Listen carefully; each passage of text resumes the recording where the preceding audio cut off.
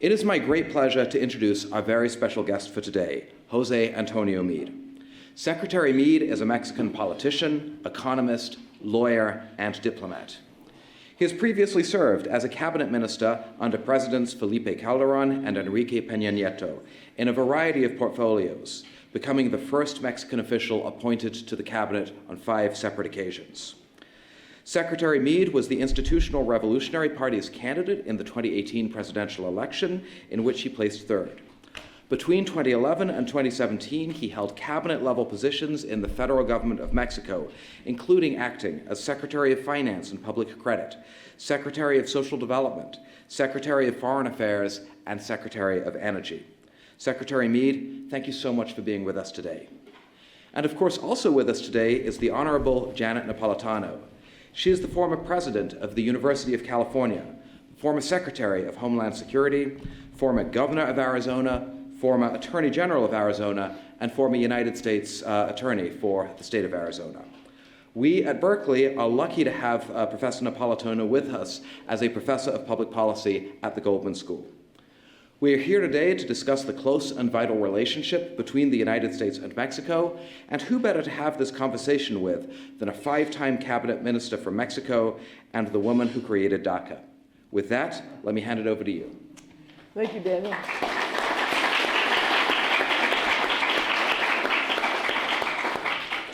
Let's start with a global question. So President Biden has said that the world today is in a competition between autocracy and democracy. How do you view that competition, and how is it viewed in Mexico? I think that's a great question. First, let me say I'm very honored to be here and to share the stage with Secretary Napolitano. They explained to me about Berkeley time, so it seems that from that perspective we're starting spot on. And I think there's 3 trends that are happening globally that sort of explain this framework that President Biden puts forth in terms of reflecting between democracy and autocracy.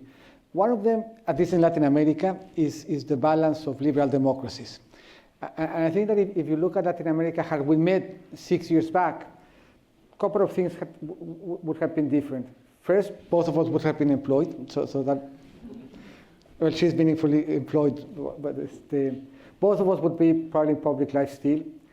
But if you look at the dialogue in Latin America, basically, the sort of liberal ideas had taken a hold. And you had the Pacific Alliance working about liberalizing movement of people, trade, goods, resources. The Pacific Alliance countries were speaking with Mercosur. Mercosur was negotiating with the European Union. The US was reapproaching Cuba. The Colombians were negotiating peace. And there was a sense all around that liberal democracies were producing good results. I think if one looks at those results, you could argue that they were onto something. Poverty, especially extreme poverty, had fallen down. And wealth creation, I think, was way up. But there was something missing in the middle. And I think that's where liberal democracies fell short. And that created a space for a different sort of discourse and a different sort of political arrangement. And I think that it is there where we have to reflect. Why is it that we created space for sort of an illiberal speech and an illiberal discourse and some non-democratic tendencies to take hold? Because in many cases, those anti-democratic tendencies actually got to power through elections. And I think that one has to recognize both what liberal democracies, again in Latin America concept, got right, but also what we didn't get right and where there was opportunity to do better. And from that perspective, if we want liberal democracies to have and to enjoy broad popular support, we would have to make sure that next time around, liberal democracies actually result in better outcomes, not just in the 2 extremes of income distribution, but more towards increasing the quality of life in the middle. And I think that having failed to do that, we created a space for anti-democratic sentiment, anti-democratic speech, and in a way anti-democratic tendencies and rhetoric.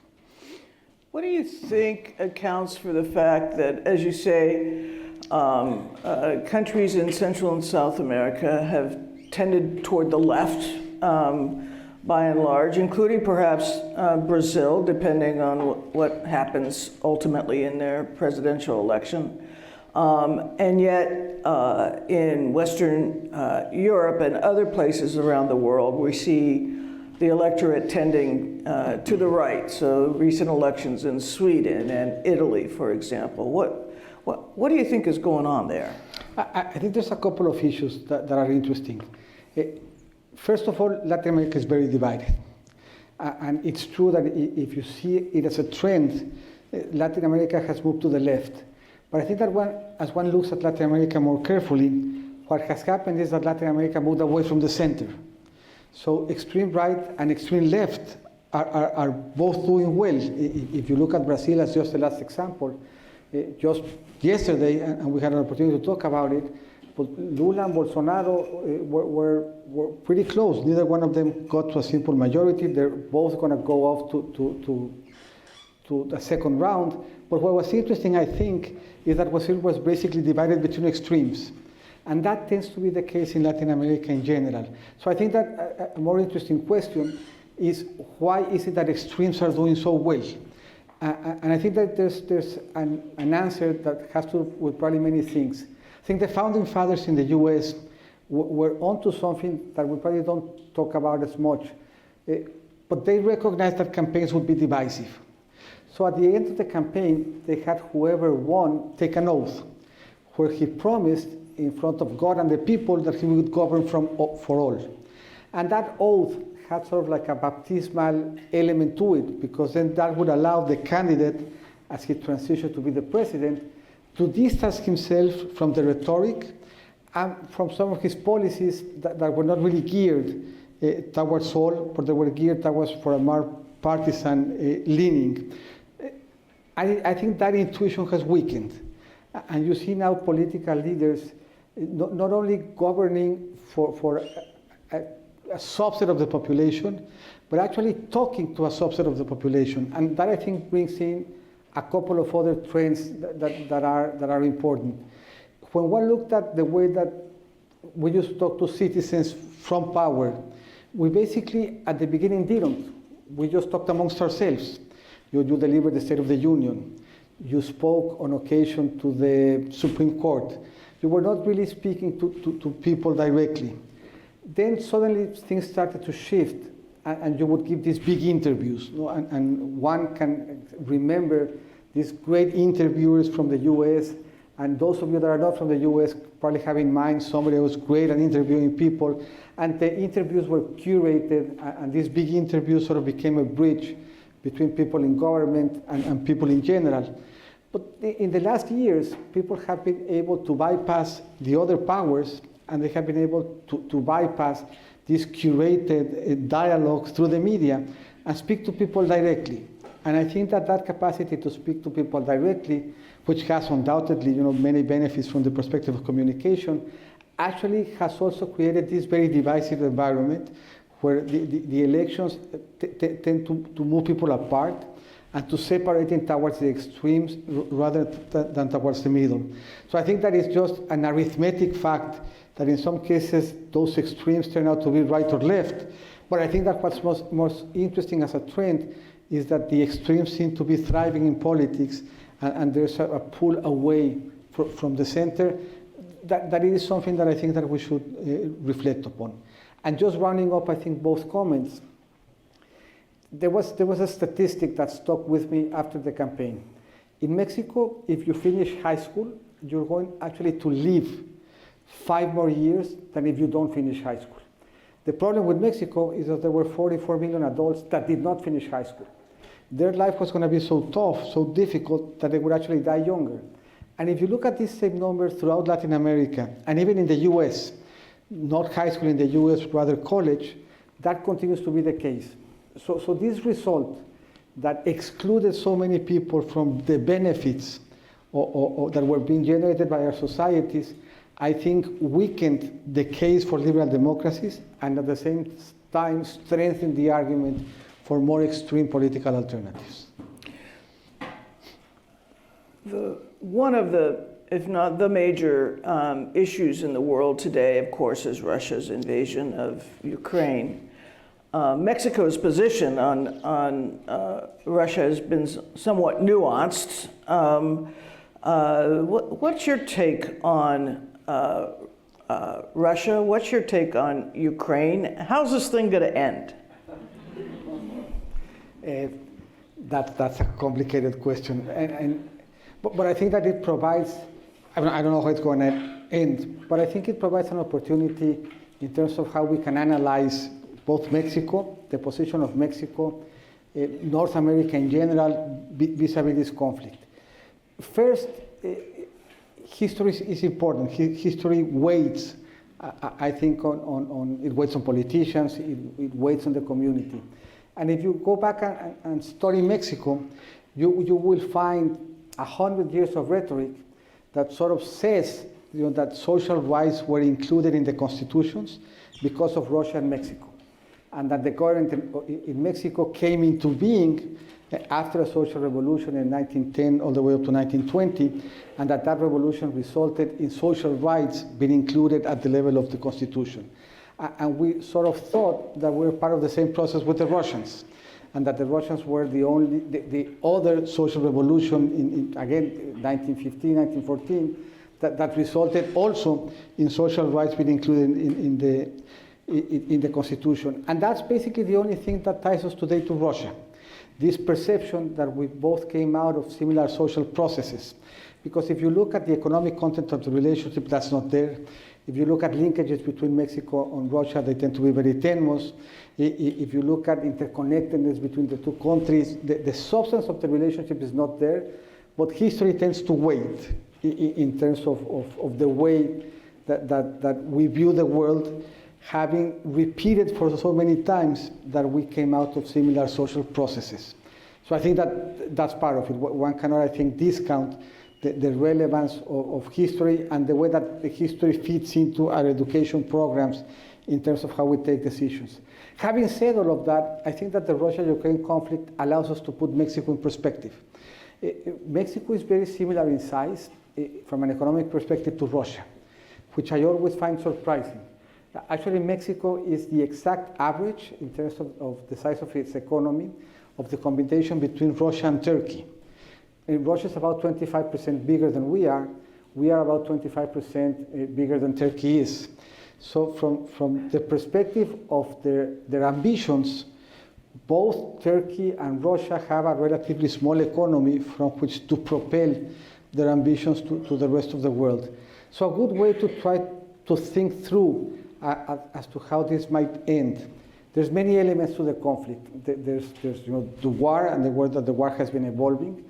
And in a way, one of the surprises has been that the Russian army appears not to be up to the task of actually combating Ukraine. But when one goes back and thinks about the size of the Russian economy, and if one compares that to Mexico, if Mexico suddenly, and Secretary Napolitano said that this would be a very bad idea, decides to invade Guatemala, pues our army would probably have difficulties as well. So maintaining an army with an economy the size of Mexico and with an economy the size of Russia, discounting the nuclear capacities and so on and so forth, it's probably complicated, again, in terms of their ambition. Secondly, I think, Russia is not very global. Russia is basically only systemic in oil and gas. If you define systemic by explaining more than 5% of exports of a specific good, that basically just results in fertilizers, oil, and gas. Mexico is systemic in about 13 to 15 different products. We're systemic in everything from auto cars to medical equipment. We are smaller than Russia, but we export about 40% more than Russia does. So Mexico is much more global. So if you go away from the mechanics of the conflict and just look at the economic consequences of the war, for an economy that's not very diversified, the pain that the war and that the sanctions can impose on the structure of the Russian economy, I think should not be overstated. Oil and gas are difficult to substitute away. Oil probably a little bit easier than gas. But if the West is capable of diversifying away from Russian oil and gas, the both the war and the sanctions can really create havoc in an economy that is not as global as one would think. So as time goes on, if Europe is able to survive the winter without access to Russian gas, I do think the Russian economy is going to feel a lot of pain. And how about China? How do you view China's role in the world today? How is it viewed in Mexico, both from an economic standpoint and also a geopolitical standpoint? I think as one goes back and looks at Russia and the fact that they're not very systemic in the global economy, that's not the case with China. I mean, China, I think, is very globally systemic. They're ingrained in the North American value chains. China is Mexico's second largest trading partner. But Mexico is not part of the Belt and Road Initiative. We're not, and two things. Even though they're our second largest trading partner, they're about a tenth of the relationship that we have with the U.S. So even though they're important, they're not in the same league in terms of being as systemic as North American trade is. In general, the counterpart to a country that has such large trade surplus is that they invest a lot in the world. One of the things that is interesting is China has a big presence in Central and South America. They don't really have a systemic presence in Mexico. So China would typically, as you look at its influence around the world, they would be significant in terms of trade, and they will be significant in terms of infrastructure and investment. That's not the case in Mexico. They're significant in terms of trade. They're not significant in the case of investment. And I think that just as Russia allows us to put Mexico in perspective in terms of how global we are, I think that these tensions between China actually show a strength that the North American region has in terms of the resilience of the value chain and the opportunity to create a regional economy that's quite strong. As one looks around the world, there's a couple of stories that surprise because they're not there. When you talk about supply chains disruption, those disruptions tended to happen outside of North America. The part of the story that's not being present as we speak today is people are not talking about disruptions in the North American value chains because there were none. And this was not a foregone conclusion. The health cycles with COVID were not well synchronized between Mexico and the US. So the peaks and valleys were different. So there was real concern as to whether we would be able to sync up our value chains in a way that they were not going to be disrupted by COVID and now by war. And by and large, the North American value chains have been very resilient. And I think that that's a strength of the region, and that's the strength that vis-a-vis the role that China now plays in the world is a strength that we should not only work in terms of how we can foster it in North America, defined as the US, Canada, and Mexico, but actually how we can translate that strength by making more of Central and South America be part of those value chains that would enable us to leverage the fact that geopolitically the Americas are quite stable as a region. So do you think there are opportunities heretofore unexploited for China, the United States, and Mexico to actually cooperate on any issues? I think there's at least three that come to mind. Trade continues to be important. I mean, there's a lot of talk about ally shoring and near shoring, but even when that happens, the conversation might be different. But as of today, China continues to be systemic in value chains, and they continue to be systemic also in the North American value chains. So I think that from a global perspective, there needs to continue to be a dialogue where Mexico, the US, China are part of the conversation. They are also part of the conversation that has to do with security. And I think that as the drug trade moves away from marijuana and cocaine into fentanyl, I think that requires a Mexico-China US conversation. I think that they're part of many issues that get into the drug trade, that get into illegal fishing. I mean, just down in the Gulf of California, the Totoabas and the Vaquita Marina have a lot to do with overexploiting and illegally fishing activities in the Gulf of Mexico. So I think there is scope for trilateral dialogue. Against the transnational criminal organizations. It's going to be hard to find solutions to some of those issues if the three countries are not sitting down at the same table. So for many of those issues, I think that China needs to be part of the conversation in a way that I don't think they have been as of yet. And I think that there's an opportunity there to sort of trilateralize reflections around some of these issues. And there continues to be, I think, an opportunity to trilateralize dialogue around more typical issues, especially as related to, for example, resilience of value chains, but even more ample, global debates. It's very hard to envision a world where, combating climate change is successful unless countries like Mexico, China, and the U.S. are part of the conversation. We're here in California, and we're having a discussion about Mexico, and we can't really have a discussion about Mexico without talking about the border. And both you and I have worked on border-related issues for a number of years. How do you assess the current state of the border? Let's get that answer first, and then I'll follow up. I think the question is really interesting. And one gets the impression from the rhetoric around U.S. Mexico relationships that we're overdiagnosed. My perception is that we're not. So many people don't really know who their southern neighbor is here in the U.S. And it's sort of indistinguishable, whether Mexico, Honduras, Guatemala, Colombia. When I was foreign minister, and I said I was from Mexico, people would typically say, well, I've never been to Mexico. I've been to Cancun, but I've never been to Mexico. No? So we're not as well known and as well understood as we should. No, I'm going to take how many of you been to Cancun? Okay, how many of you been to Mexico City? Oh, that's pretty good. That's pretty good, okay. That shows that you're very cosmopolitan here at Berkeley. That would not be a typical answer. Not a typical answer. Cancun is the most visited airport in all of Latin America. It's busier even than the airport in Mexico City. But I just established that we're roughly the same size as Russia, which much more diversified, with 25% bigger than Turkey. And there's very few issues and conversations that would not benefit from a North American approach. Drugs, migration, security, of course, but climate change, biodiversity, tourism, poverty, wealth creation, border dynamics, are all conversations that we should be having.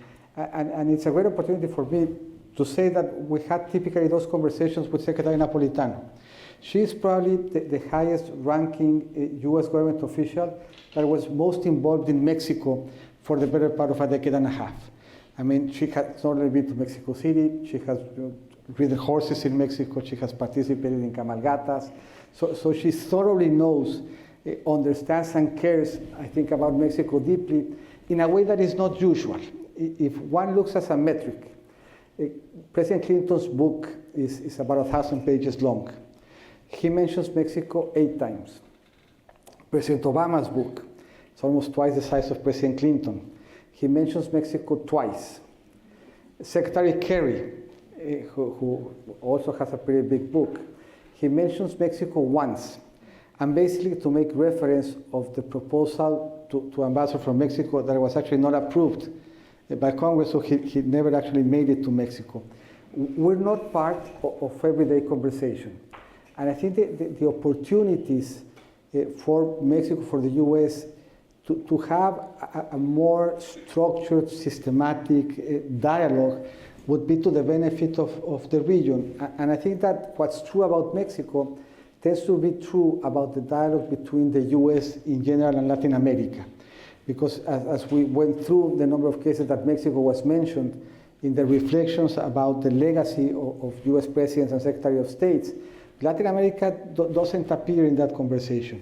And Latin America is more or less politically stable. We have access to natural resources. Mexico explains about half of the trade. But it's a region that I think would benefit for more dialogue. And if you look for example, at the diplomacy of vaccines, the bulk of Latin America were vaccinated by the Chinese. The most important trading partner to most Latin American countries other than Mexico are the Chinese. So I think there's opportunities that are being foregone because we don't have better engagement between the US and Latin America, and I think that would to the benefit of both. So Secretary Napolitano asked before we got here, if one were to choose one initiative that could make a difference between Mexico and the US, and the answer might surprise you. What I always thought when I was Minister of Foreign Affairs, that single issue should be reversible lanes. We have every single day 1 million people cross legally the US-Mexico border. 300,000 trucks transverse the border every single day. It's one of the busiest borders almost everywhere. And the flows are pretty predictable. People tend to go from south to north in the morning and from north to south in the afternoon. But making the lanes reversible is not just about duplicating the infrastructure with one bureaucratic decision, but it would force us to speak about complicated issues. It would force us to have the same paperwork. It would force us to have the same quality of our customs. It would force us to have a different view and a different debate in terms of migration. And by having all of that complicated debate just behind the issues of how to make the lanes reversible, we could carry out the level of comprehension between the two countries at a different level. So reversible lanes. Reversible lanes is the way to go. Vaccine diplomacy. I think that vaccine diplomacy is the best sort of diagnostics as to the presence of the US in Latin America as compared to the presence of China in Latin America.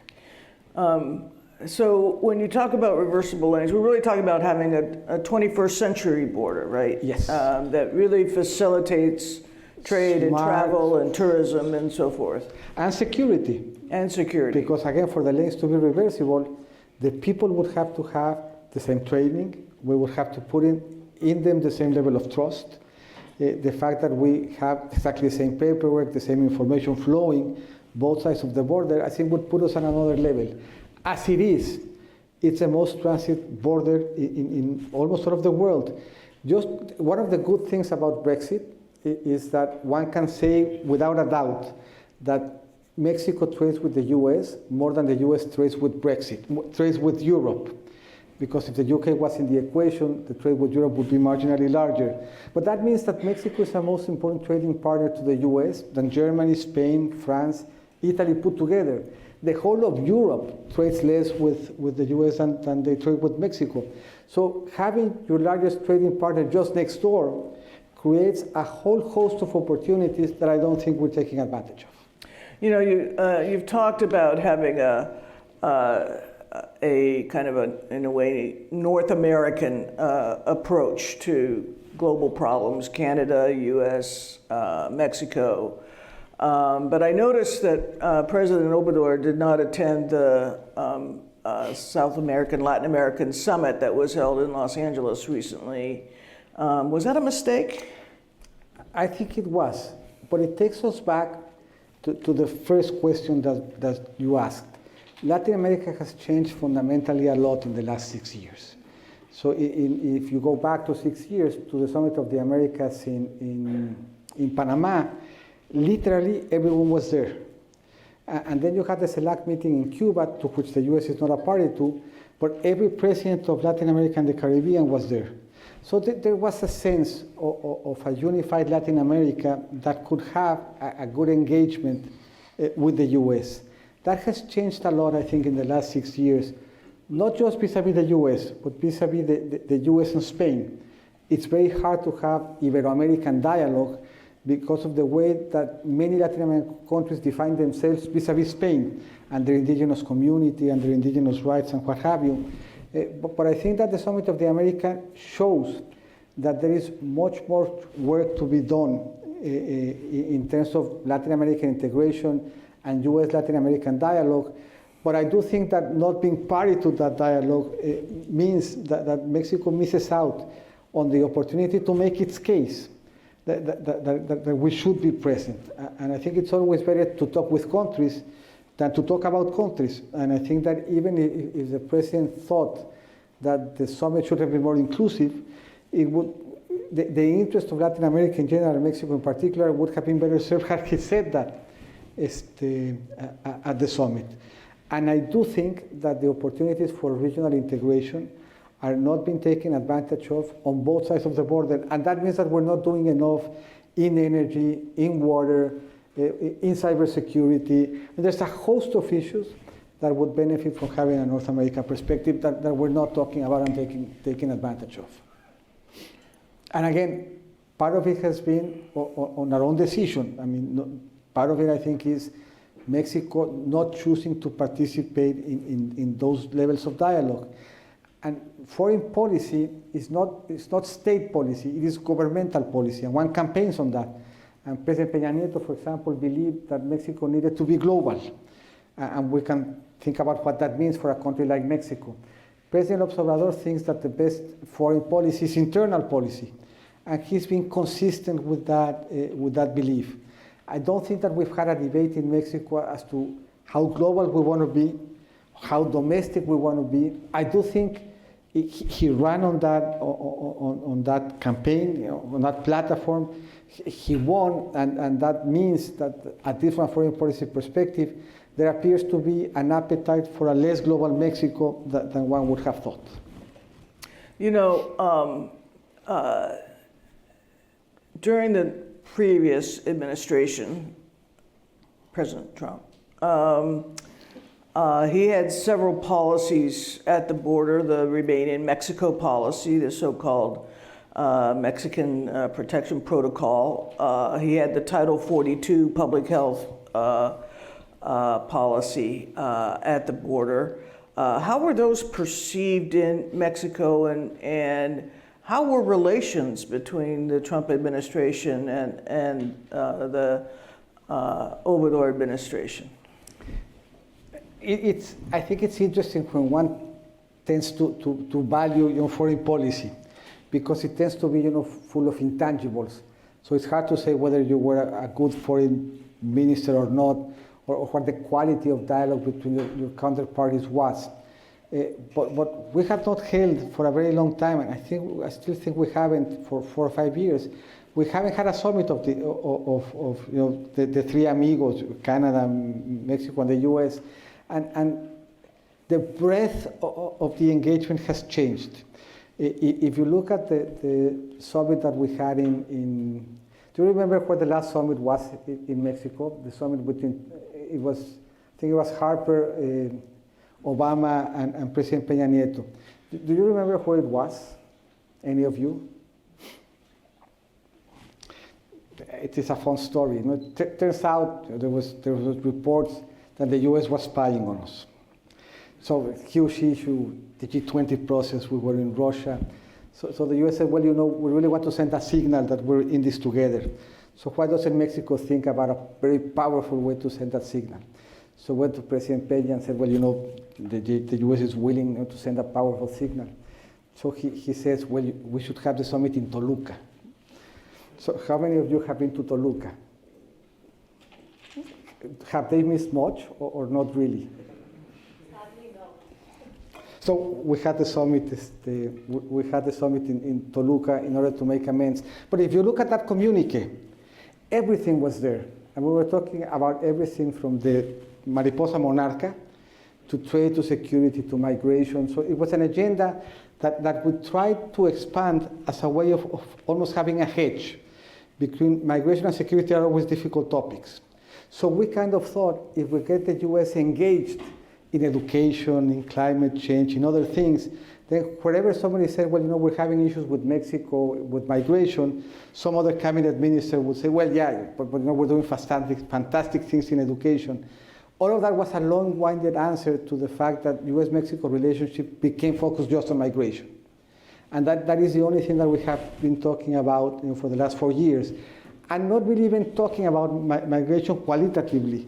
We basically just reduce the migration issue to let's not have people come over our border, and Mexico help in putting order in the southern part of the border in whichever way you can. And I think that sort of misses out in the capacity to engage in a much broader agenda because we basically just dealt with migration, and within migration, with a subset of the migration issue that had to do with controlling the flows in the southern part of Mexico. Did you work, well, let me ask it in this way. We've mentioned transnational criminal organizations. And in addition to the border in the United States, there's also a big focus on drug cartels and drug-related violence. What is your assessment of how that stands in Mexico now, and what more can be done? I think that Mexico needs to do much more, regardless of U.S. Mexico, regardless of the content around security and drugs.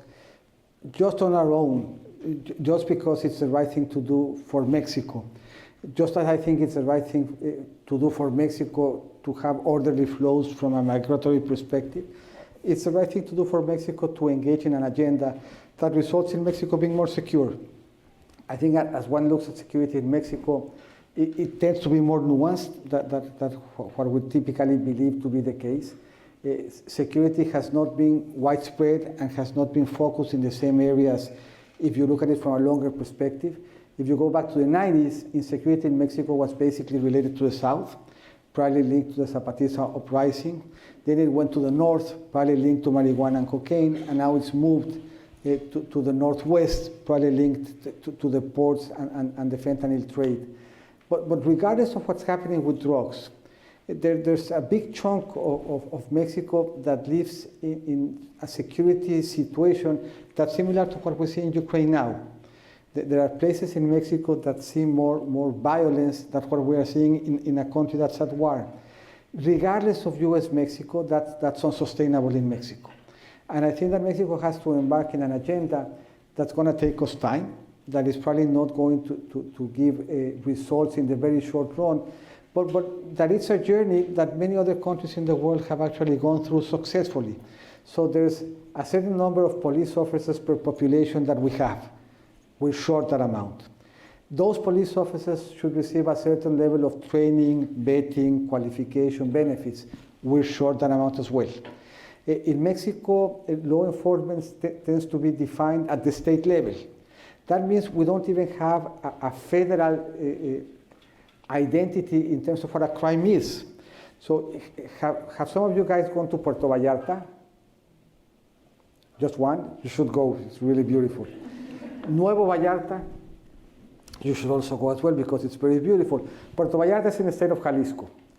Nuevo Vallarta is in the state of Nayarit, but they're basically the same region. If you go and rob a house in Jalisco, the penalty you get is about 10 years of prison. If you do the same in Nayarit, it's 17 years. So not surprisingly, homes are more insecure in Jalisco than they are in Nayarit. But it's exactly the same region. I mean, it's separated by a street. So it makes no sense to deal with a regional or national phenomenon that has to do with organized crime, with police forces that are segmented at a state level and that define the criminal processes at a state level as well. Changing all of that will require time. I don't think there's any shortcuts. I do think that Mexico doing better in that arena would be to the benefit of the relationship, but it would mainly be to the benefit of Mexico. You know, you're a former finance minister. Are there things that can be done to attack the financial underpinnings of the cartels? I think there are. And being autocritical, I don't think that we did enough. I think there's a ton of information that we have at our disposal, I think, to do more in terms of attacking the financial underpinnings of the cartel. I'll give you a couple of anecdotes. In a raid that was carried out in Mexico in 2011, we found the accounting papers of the Zetas. Literally, you know, their accounting, and it was very well done. And they actually paid. So who here has read Stephen Levitt, Freakonomics? It's pretty fun. He has a chapter which is basically called "Why Do Drug Dealers Live with Their Moms?" And the chapter is interesting because the entry-level job for a drug dealer it doesn't pay very much. So it's like a price economy. You know, the big capos make the big money, and people are willing to participate in that with the hope of eventually becoming a big capo. But the entry-level jobs pay actually quite little. So we actually worked with the accounting of the Zetas, and we were able to get lots of information. How diversified their income sources was, how much they got from the drug trade internationally, how much they got from the drug trade domestically, how much they got from kidnapping and arsons and derecho de piso. How is that translated to? It's like kind of blackmail, I guess, where you Yeah. force the owners of an establishment to pay you for the right of being Right, almost like a right of way, right of establishment. So we actually had a very good idea as to what the sources of income were. On the basis of that, we concluded that the Zetas, which was just one of the cartels in Mexico, were roughly the size of Cinépolis. Some of you, actually probably in the States, because they have presence in the States, have gone to Cinépolis-owned movie theaters. So the Zetas by themselves were worth in 2011 about a couple of $1 billion. On the basis of that, we think that the cartels generate revenues to the tune of about $33–35 billion a year, which is a significant amount, but it's not something that if we had the right scale at the level of the state, we should be able at least to make sure that that doesn't translate into a national security issue and is reduced to a public security issue. So we think it's about $35 billion. They employ probably around 500,000 people directly employed, and they have more or less the same arms capacity as the Army of Argentina. So they are a force to be reckoned with, and one of the elements has to do with finance. What information do we have? We actually forced the financial system in Mexico to report, as the US does, any operation that's relevant, that is usual, or that falls outside of typical patterns. We do the same for the real sector in Mexico. So notaries, real estate agencies, they have to report the same. All of that information is there to be processed. And if you start processing that information, that eventually gets you from that information to patterns of trade, to patterns of investment, that should eventually enable you to weaken the financial support of the cartels. So I do think there's more information than the one we used when I used to be in finance. We tried to do it, and we got a couple of good results out of that, but we needed to do it in a more systematic fashion from a longer period of time, in a way that made it clear that we had the objective of reducing the underpinnings of the cartels. So I do think that there's an opportunity in all of that, but we need the police officers, we need to do the financial work, we need to do the investigating capacity. We need to upgrade the quality of our institutions. We need to probably homogenize the way that crimes are defined so that we're able to fight them more successfully. And that's a journey that will probably take the better time of a decade. Unless we do it, we're not going to get the results that we need. I think you mentioned to me at lunch that Mexico needs around 600,000 Roughly. Trained police officers, and then of course you need the whole system. You need the prosecutors and the judges and et cetera to have the rule of law apply. Let's move on to another area of, well, let's talk about another crime. Let's talk about cybersecurity. An issue in Mexico? Well, it's an issue that's very timely. We just heard, I think last Friday, that the army have actually been hacked, and that the hackers ended up in possession of 6 terabytes of information. So it's right in the news. It's a huge issue. It was the U.S. Army, it was the Mexican Army, and it brings us back to the fact that that's another issue that would benefit for better U.S.-Mexico dialogue, because even though this is not something that we think about often, there's lots of linkages between the Mexican economy and the U.S. economy. Our financial systems are linked. Our trade systems are intertwined. Our grid is connected specifically in California. So if we have cybersecurity weaknesses in Mexico, that's something that is relevant for the U.S. as well. And the fact that our army was hacked shows that there's significant scope for improvement, to say the very least. But that is also one of the issues that I think would benefit from being looked at from a North American perspective. Not just because we can leapfrog from where we are to where you are, but also because whatever shortcomings we have could eventually impinge what's happening in the US and the other way around. And then another modern phenomenon is the whole issue of information and how information flows on social media, the occurrence of disinformation, misinformation, the impact on our democratic institutions. Is that a problem in Mexico? I think it is, not just in Mexico, but in the region. So it goes back to the oath of office, we're governing for all. Suddenly, there's this trend where we can't govern for all, and we actually govern just for our base. But what actually makes the trade, I think, systemic from a democratic perspective is that we can actually talk only to our base. So again, with these curated interviews or with this dialogue between different powers in government, that was not an issue. But the two trends, I am now willing to talk only to my base and to govern for them, plus I am able to just talk to them, I think results not only in extremes carving out the center, but actually the extremes having their own, not just their own realities, almost as if they were in different metaverses. And that I think is very damaging to the democratic discourse. And it goes back, I think, as foreign minister, these were trends that you noticed. I think it all goes down to probably to President Chavez in Venezuela. So the Aló Presidente format, which at the time from a communication perspective was almost inconceivable, because you could actually see, and from that perspective was very transparent, you could actually see government being exercised in real time. So he would put this 5-6 hour show every week, and he did it in different parts of Venezuela, and he would take decisions live and communicate it to So who owns this building? This guy owns, and what is he using this building for?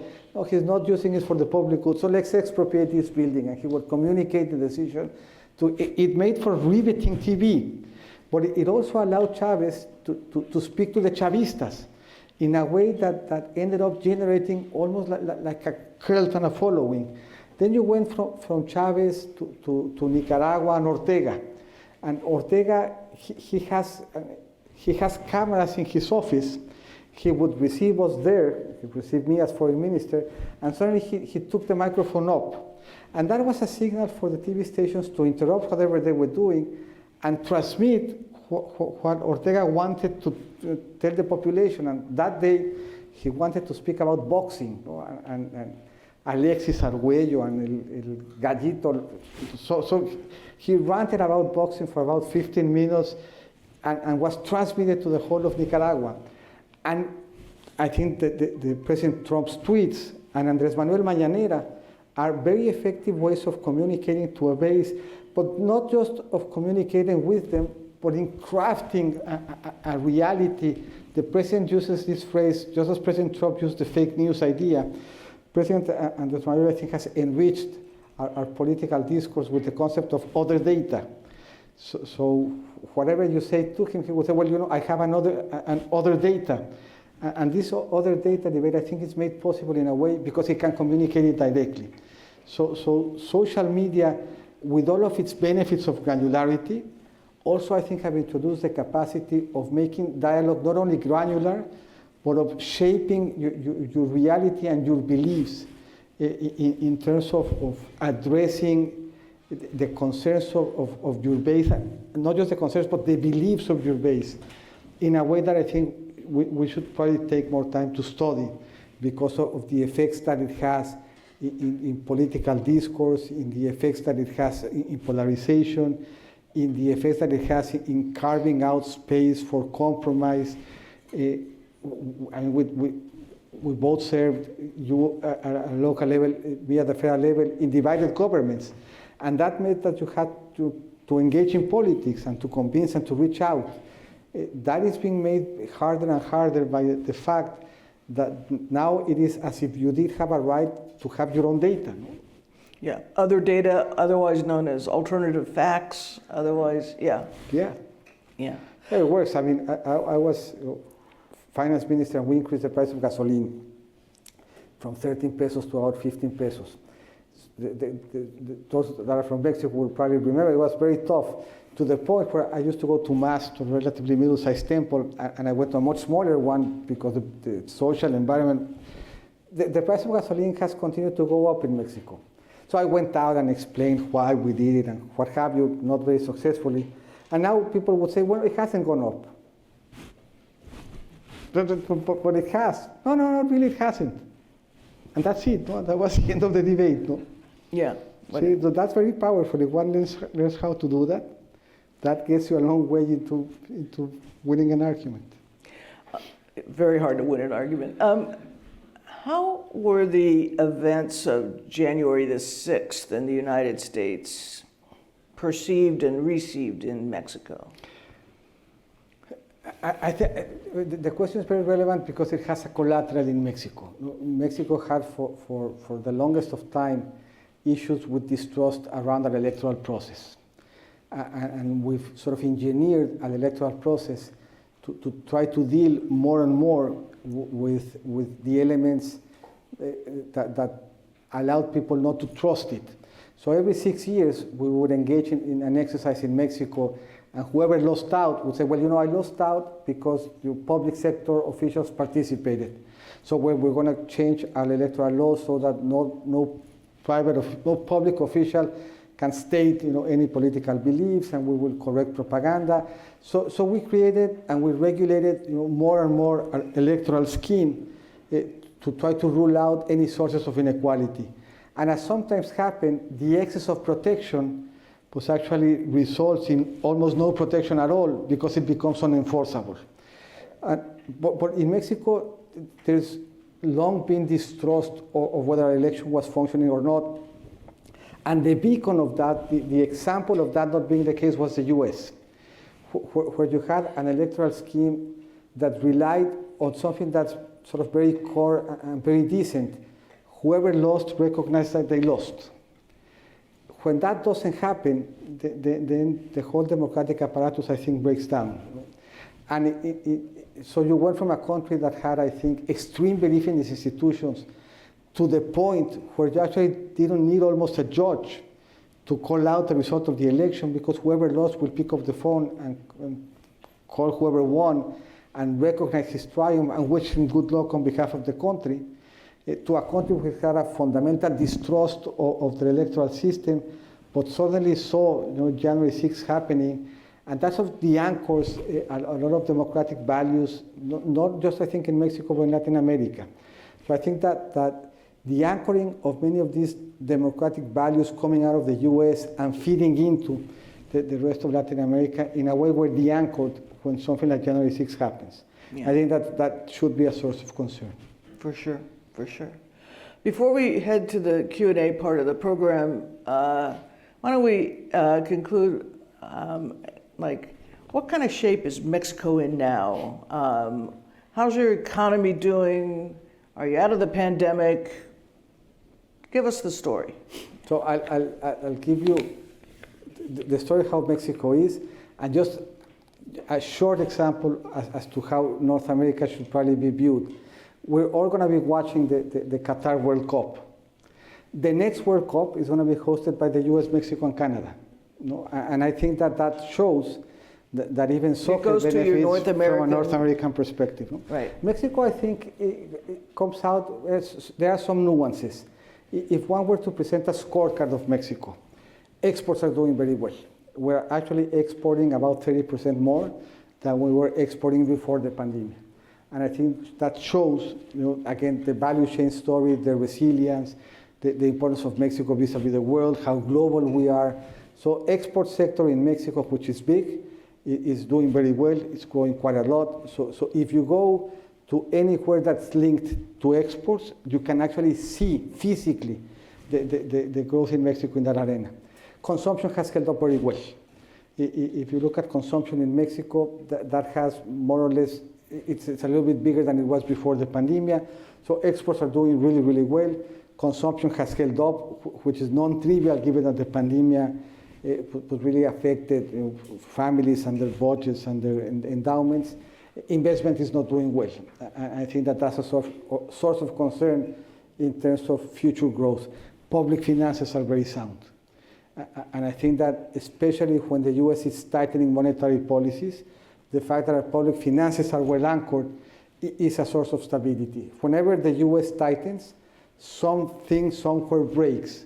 Mexico did in 82 and 94, the Asian crisis in 97, the dot-com bubble in 2000, the financial crisis in 2008.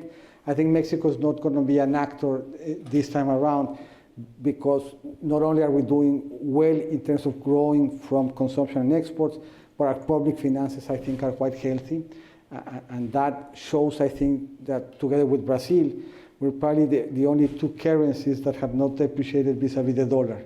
I think that's anchored with good sound monetary policy, reflective also of good and sound public finances. So I think that from that perspective, one can argue that we should be doing better, and that is probably always the case, but by and large, the Mexican economy, especially the part of it that has linkages with the rest of the world, is doing quite well. Very good. All right. Well, thank you.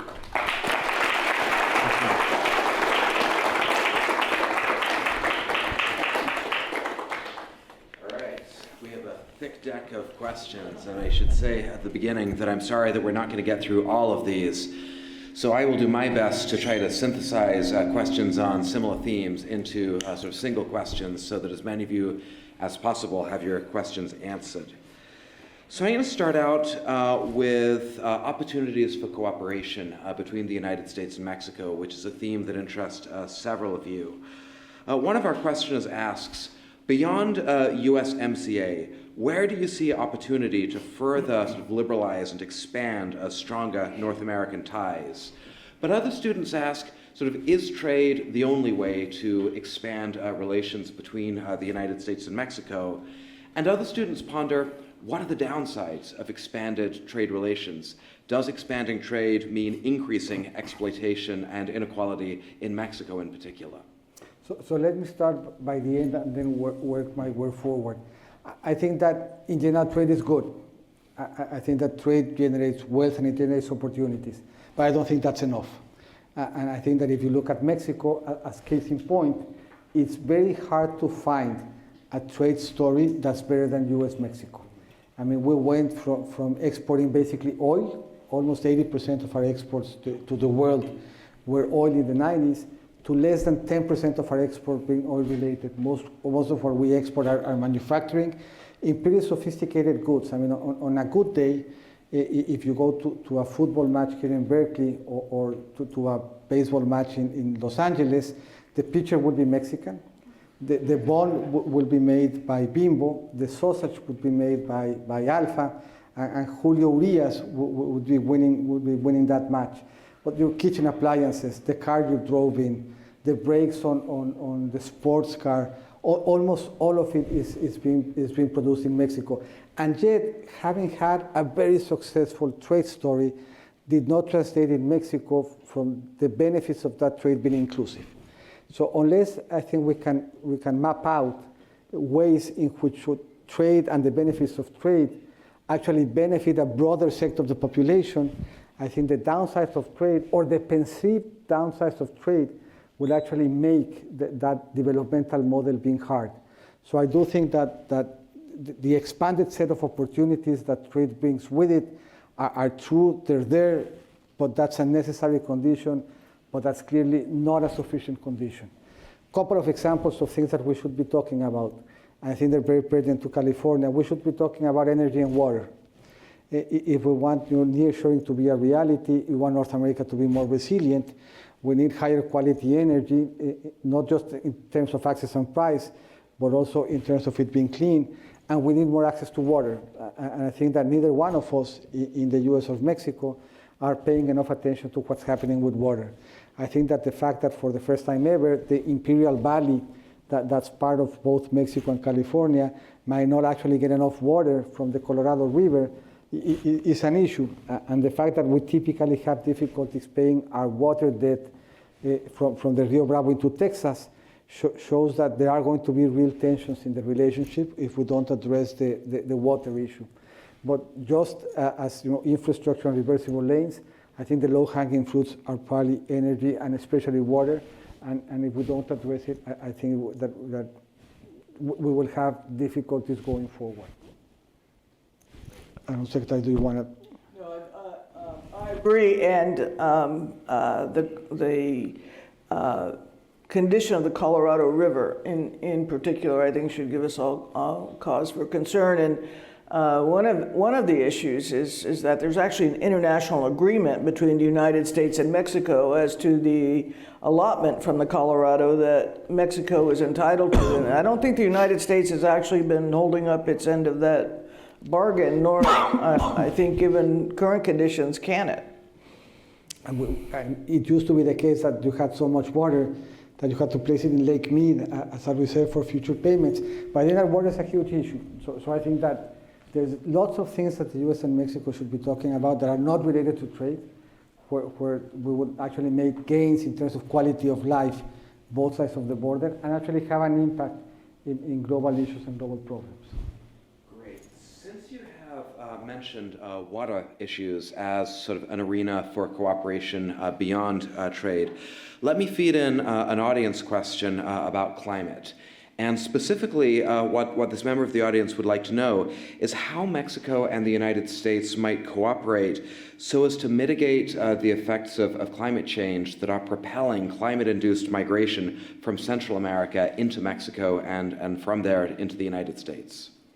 So I think there's three issues in the agenda. One of them has to do with mitigation, which we need to do much more than we already do. And I think there's opportunities to do that. If one looks at Mexico, we have good sun, we have good wind, we have good geothermal. Almost every source of renewable power out there is something that we have. We are currently in the debate as to who should produce it, whether it should be produced by the private sector or by the public sector. And Mexico has shifted around that question for a very, very long time. We believe that it should be produced by the public sector on its own. We introduced a reform that allowed that to be jointly produced by the private sector and by the public sector, and now we're sort of retrenching back to being produced by the public sector. As long as you're fiscally able to do so, which we haven't been in the past, that should not be an issue. My perception is that once one recognizes that we're fiscally constrained, we should go back to having more private-public participation in that. But at least theoretically, the region is very well endowed. And to a point that we did not talk a lot about that, but as one looks at the root causes of migration from Central America, there's exactly the same number of Central America as there is of Canadians. And it's natural for the Central Americans to want to live as the Canadians do.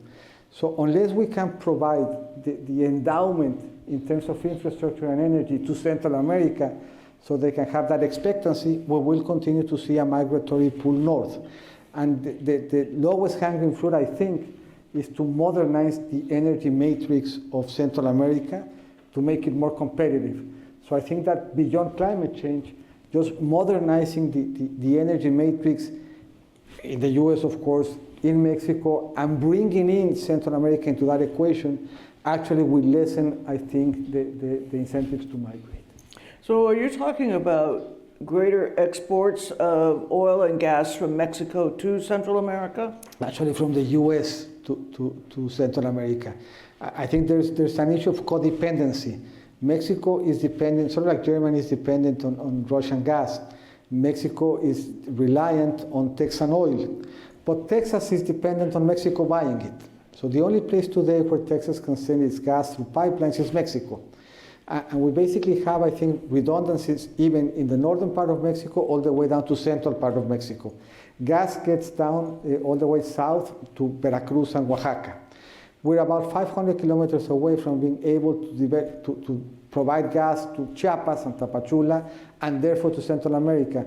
So if you increase the investment on the gas lines so that they go further south, from a developmental perspective, you could really generate lots of competitiveness in southern Mexico and northern Central America to really change the dynamic of that region. And I think that's to the benefit of Central America, Mexico, and the US, specifically Texas, but it's also to the benefit of climate change, because you would be moving towards a matrix that, even though it still relies on fossil fuel, it's much cleaner than the way energy is now being generated by either residual fuel, coal, or diesel in many parts of Central America. So are you saying that with, say, a $500 million investment in constructing a southern-bound pipeline from Texas through Mexico to Central America, that in turn will help Central American economies and hopefully at some point decrease the amount of migration? So if I were to ask any one of you what Mexico is putting into play when Mexico exports, most people would think it's labor. The energy content of Mexican exports is 7 times bigger than the labor content of Mexican exports. So with 500 million and 500 kilometers, you would basically allow Central America to be part of a manufacturing play that they're not going to be able to be a part of unless they have better energy. So I think that would be a game changer, and I don't think it's expensive. I think it would be a good developmental investment to modernize the energy matrix of Central America so as to allow the Central Americans to be integrated, not just to North American value chains, but integrated to the global value chains in a world that is really very intensive in energy in terms of the content of its trade. It's cheaper than building a wall. That's my perception. It occupies less space and it's much greener. Great. A number of students are interested in sort of the big geopolitical context. So let me introduce a couple of questions that sort of push you in that direction. One of our audience members asks, you've so far spoken mainly about geopolitical adversaries of the United States, Russia and China, and how sort of their actions affect the U.S. Mexico relationship. Who are Mexico's biggest geopolitical adversaries? What are the big geopolitical threats that face Mexico? I think, so we're, depending on how you define it, Mexico is typically defined as a regional power, creative power, smart powers. I mean, we have regional influences. And we're not in the global arena like Russia, China, or the US are in terms of being dominant players. So from a geopolitical perspective, we have competitors. China was a big competitor to Mexico. If you look at 2000, one of the biggest impacts that Mexico has had in its economy in recent times was when China participated in the World Trade Organization. And China and Mexico basically produce very similar goods. So the decision to allow China into WTO actually made Mexico enter into a recession in 2000. So we don't have, I think, adversaries from a geopolitical perspective. We have competitors that impact the quality of our economy. Having said that, and without thinking that there are adversaries, there are some structural elements of insecurity that would benefit from a better resolution. 2 examples that I talked with Secretary Napolitano before. The only border that Mexico has clearly well-defined, fortunately, is the border with the US. Our border with Guatemala is not well-defined. That's a problem for our security. So Guatemala believes that if you were to recalculate the border with GPS rather than with the stars as we did in the 1900s, in the 1800s, the monuments would be placed differently. The fact that we don't have a well-defined border creates all sorts of issues. It makes it difficult to patrol, it makes it difficult to invest, it makes it difficult to develop. We negotiated our borders with Belize with the British. That has not been ratified by Mexico and Belize. So the quality of the definition of that border is complicated. Guatemala doesn't believe that Belize exists. That creates some complications in the relationship between Guatemala and Belize, and therefore between Mexico, Guatemala, and Belize. So again, from a geopolitical perspective, that doesn't put any of them in the perspective of being adversaries or threats. But the fact that that's not well defined at a core means that there will be security challenges just because of the weakness of the institutions that underpin our borders.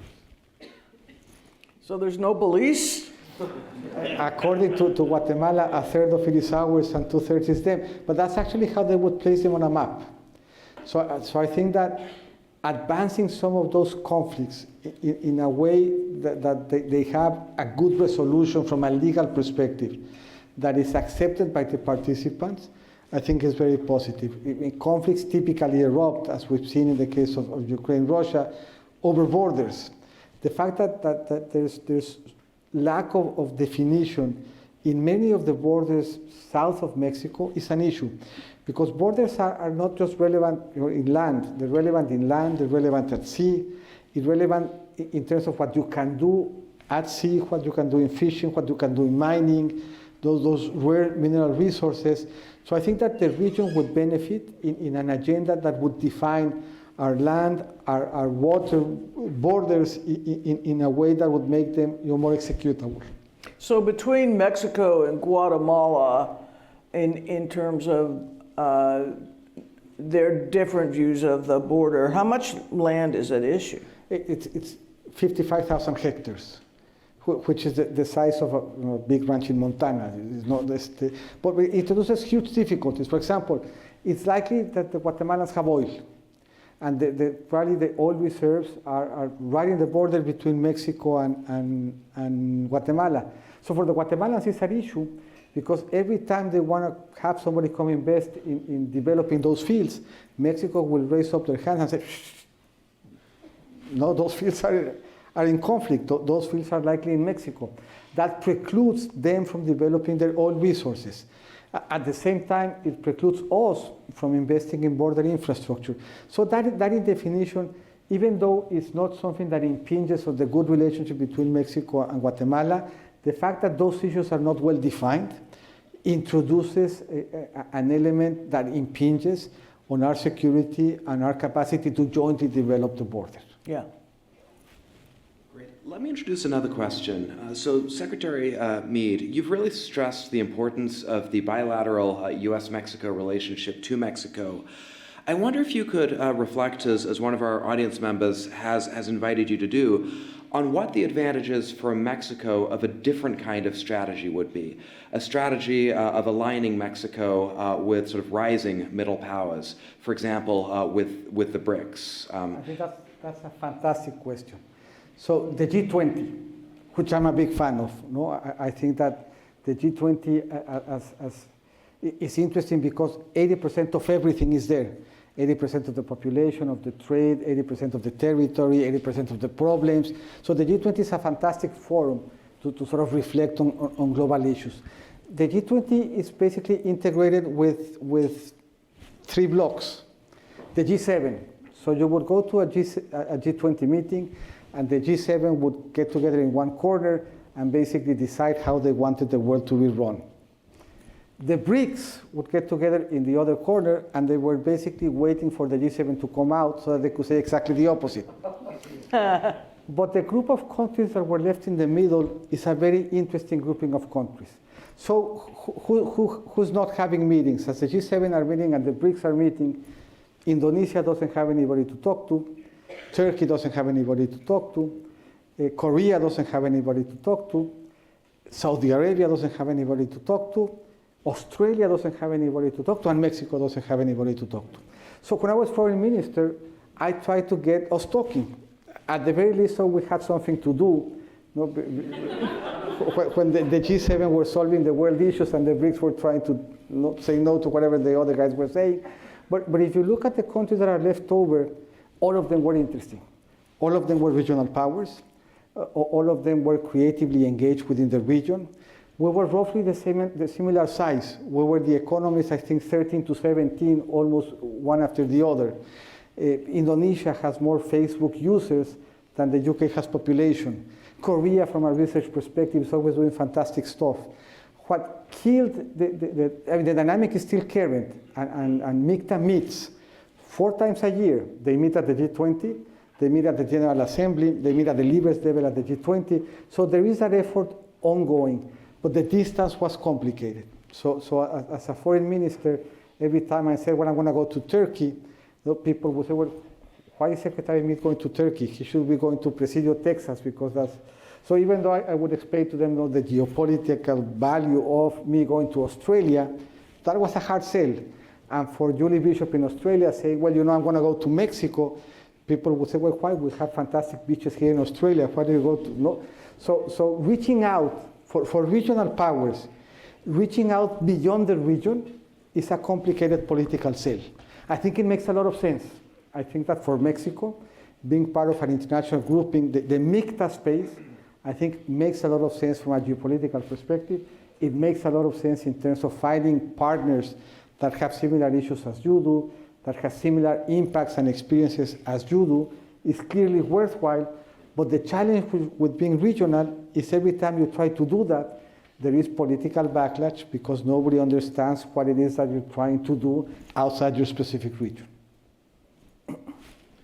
Great, thank you. We have a lot of questions about politics, and I know you're both politicians, so I hope you won't mind my asking some of those questions. Secretary Napolitano clearly is and a very successful one. Me, I'm not so much, but happy to attempt to answer. So several of our questions sort of want to push you to talk about the relationship between domestic politics and foreign policy. One of our questioners remarks, for example, that volatile domestic politics in the United States have been destabilizing for U.S. foreign policy. And the questioner is interested in whether Mexico is likely to experience similar kind of volatility in terms of the relationship between domestic and foreign policy. Another student is curious about whether volatile domestic politics in the United States will prevent Congress from ever enacting comprehensive immigration reform. So I thought we might pair those questions and reflect upon the relationship between domestic political volatility and the capacity of the United States and Mexico to maintain a stable bilateral relationship. So I'll take the comprehensive immigration reform question in the United States and never say never, but it's going to be a while, because it will require the leadership of both parties to be willing to recognize that we just can't keep going on the way we're going on. I think the elements of what would go into a comprehensive reform package are pretty well established. We need to increase legal migration and reform the visa process. We need an effective border that is really a 21st century border, as I mentioned, with Secretary Meade, and properly resourced and staffed. And we need to create a pathway of citizenship for those who are in the country now. Each of those has subsets to it. Each of those has complications to it. But right now, in a way, both parties are applying to a base that doesn't encourage meeting and working through some of these really tough issues and affecting compromise. At some point, the system is going to either collapse in its own weight, or our political leadership will realize that, no, we do need reform. And voters should have a big say in that. I mean, ultimately, voters matter here. So I think the question allows me to talk about another part of diplomacy that's not what's typically associated with it. So people think about foreign policy and they think about bilateral, U.S. Mexico. But there's two elements of foreign policy that we don't typically discuss or associate with Mexico, but that are crucially important. One of them is multilateral. So what multilateral elements do we engage with? And that multilateral engagement has a lot to do with who you are domestically. No, it's very hard to disentangle what multilateral issues matter to you, to domestically what the issues in your country are. So in that sense, I think, especially from a multilateral engagement, there's a very clear bridge between your conditions domestically and the multilateral elements that you wish to pursue. But the other part of diplomacy is consular diplomacy. And one doesn't really talk about consular diplomacy a lot, but that's really the most important part of diplomacy for day-to-day life and the impact in people. So there were two schools in Mexico in terms of foreign policy vis-a-vis migration.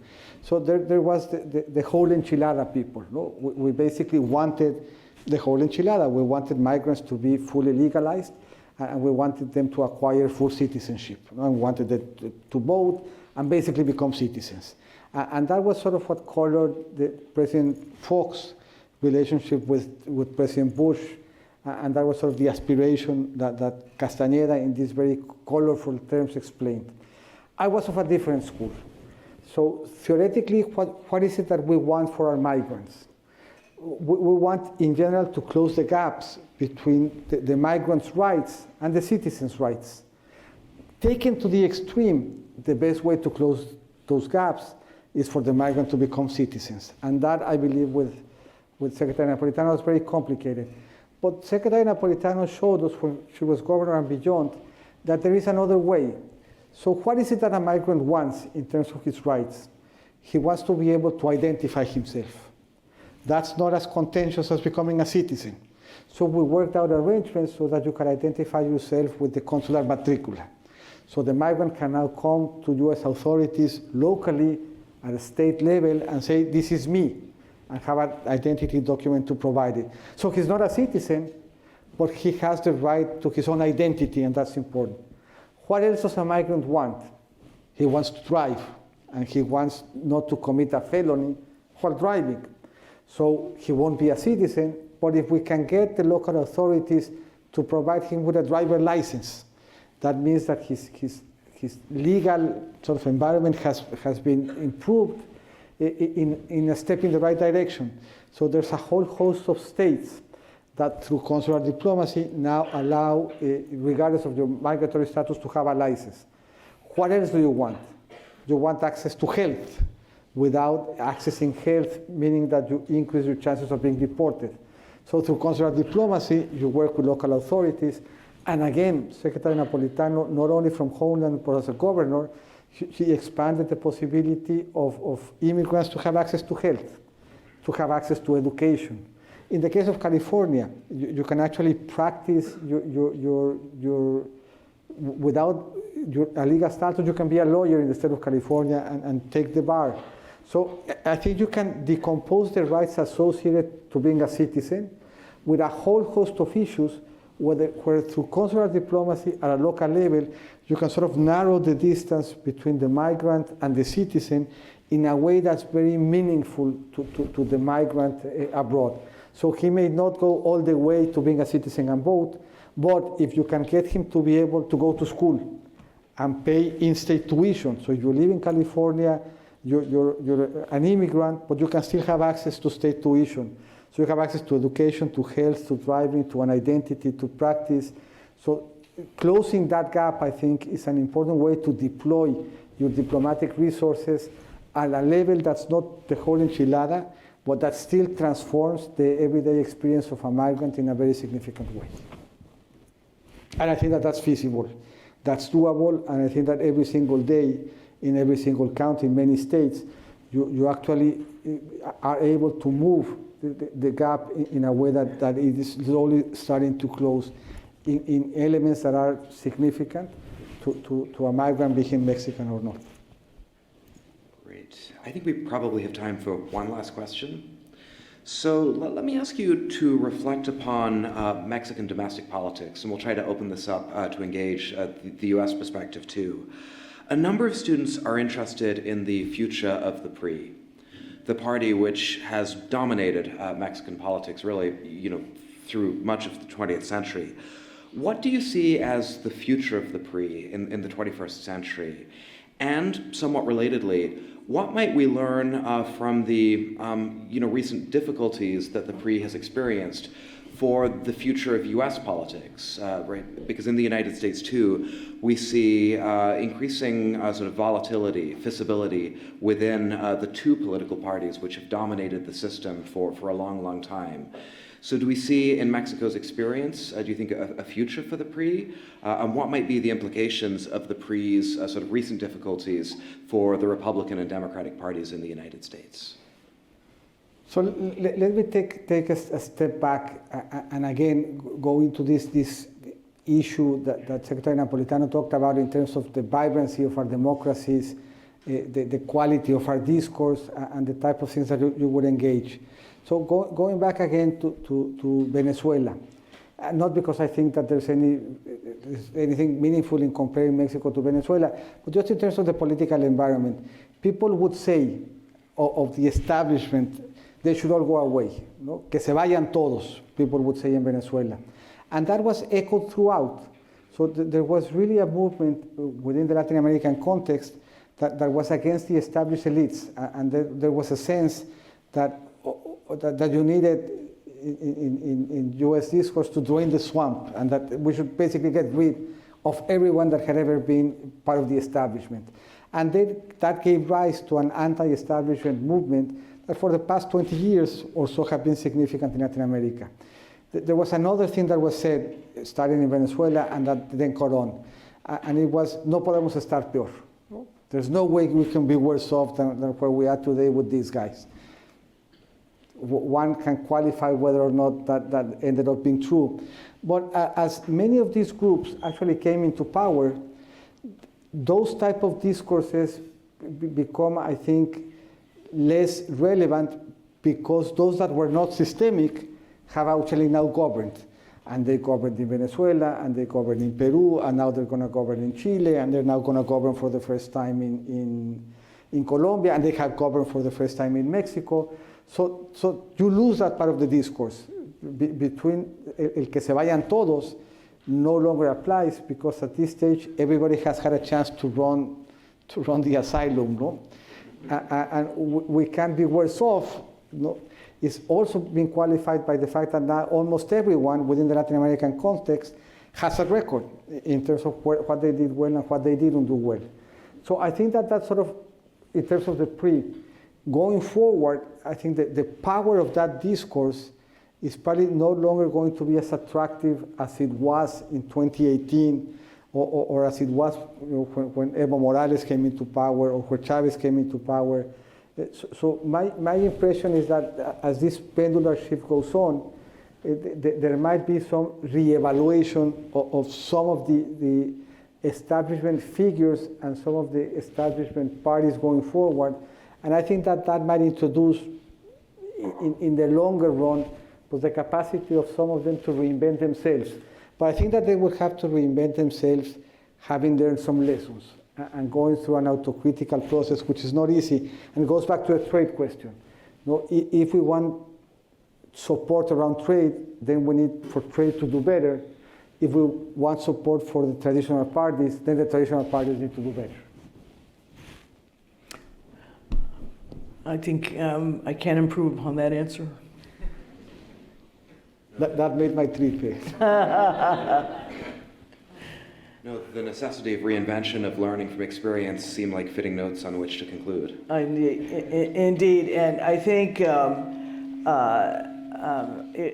it does behoove members of both the Democratic and Republican parties in the United States to pay attention to what has gone on in countries around the world with respect to their continued viability and vitality within their systems. Great. So I think that all that remains is to thank our participants in today's most enlightening conversation and then to proceed to refreshments. So thank you.